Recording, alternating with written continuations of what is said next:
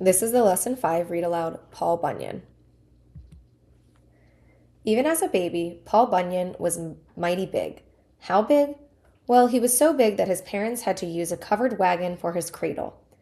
As you might imagine, young Paul Bunyan had a big appetite. He gobbled up 5 barrels of porridge a day, and his parents had to milk 4 dozen cows every morning and evening just to keep his baby bottle filled. Paul was so big it caused some problems in the little town in Maine where he grew up. When he sneezed, he blew the birds from Maine to California.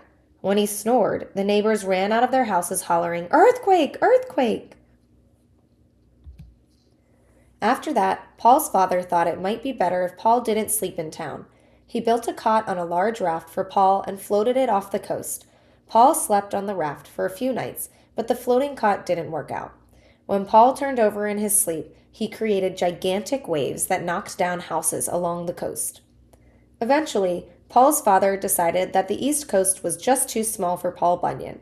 The only sensible thing to do was to move out west, so the Bunyan family moved to Minnesota.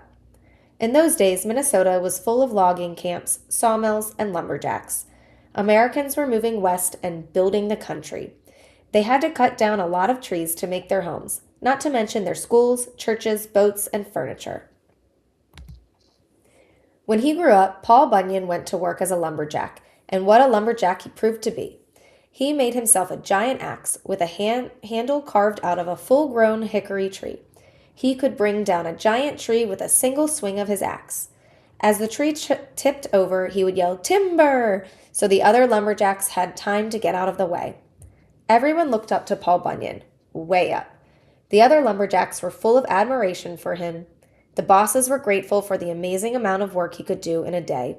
Paul had a big heart too, but one thing he always wished for was a true friend. There simply wasn't anybody else his size who could be his friend. That all changed during the winter of the Big Blue Snow. It was called the Winter of the Big Blue Snow because it was so cold that everyone shivered and turned blue. Even the snow shivered and turned blue. One day, as Paul made his way through the blue snowdrifts, he heard a muffled whimper. He followed the noise until he saw 2 big blue furry things sticking up out of the snow. He reached down and gave a pull. It turned out that the 2 big blue furry things were 2 big blue ears, and connected to the big blue ears was a giant blue baby ox. Paul exclaimed, "The poor little fellow is half frozen." Paul carried the blue ox home, wrapped him in blankets, and fed him. The baby ox was so content that he took a long nap in Paul's big, strong arms. When he woke up, he looked up at Paul, and do you know what he said? "Mama, Mama." Then he gave Paul a big slobbery lick on the face. Paul laughed and said, "Babe, we're gonna be great friends." And they were. In fact, Paul Bunyan and Babe the Blue Ox were soon inseparable. Everywhere Paul went, Babe went too. The two of them worked together in the lumber camps. Paul chopped down the trees, then Babe hauled them to the river and dropped them in so they could float downstream to a sawmill. Together, Paul and Babe did the work of 100 men. The lumber company figured the best way to keep Paul Bunyan happy was through his stomach, so they hired a special cook to feed Paul and Babe. The cook's name was Sourdough Sam. Sourdough Sam was known for the giant flapjacks he cooked in the world's biggest frying pan. The colossal pan sat on an enormous cast iron frame.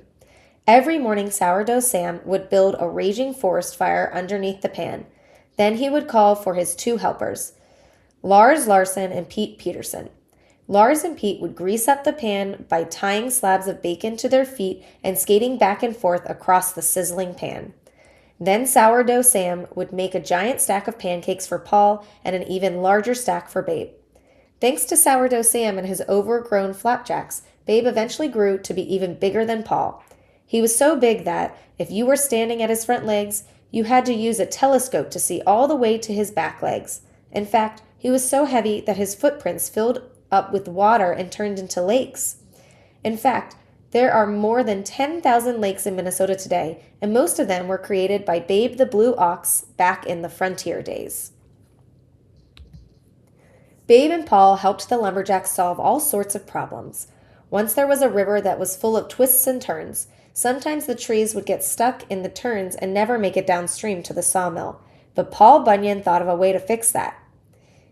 He went to one end of the river and sent Babe to the other end. Paul grabbed the river and pulled in one direction, and Babe pulled in the other end in the opposite direction. Then, snap! Just like that, all of the kinks were pulled out, and the river was as straight as an axe handle. Of course, this tightening operation left the river a good deal longer than it had been before, and there was a lot of extra water lying around. Paul and Babe worked together to dig 5 big holes to hold all the extra water. Nowadays, these are called the Great Lakes. One day, the logging bosses got to talking. One of them said that the United States was a fine country, to be sure, but it could still stand a little improvement. For one thing, it could use a few more rivers. And what it really needed was a big river running right down the middle of the country, all the way from Minnesota down to New Orleans. If we had a river like that, the man said, we could ship timber down to New Orleans and all around the world. Paul Bunyan happened to overhear this conversation. He told the bosses he would see what he could do.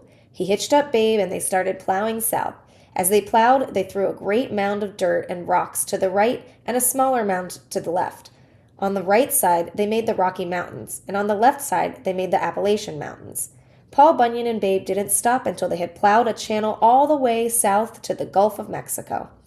And the river that flows in that channel nowadays, that's what we call the Mississippi River. From that day on, Paul and Babe went around the country using their size and strength to help anyone who needed it. Later, they dug the Grand Canyon as they made their way to the west coast of California. And when the wind blows just right from the west, you can still smell those infamous colossal pancakes cooking out on the frontier.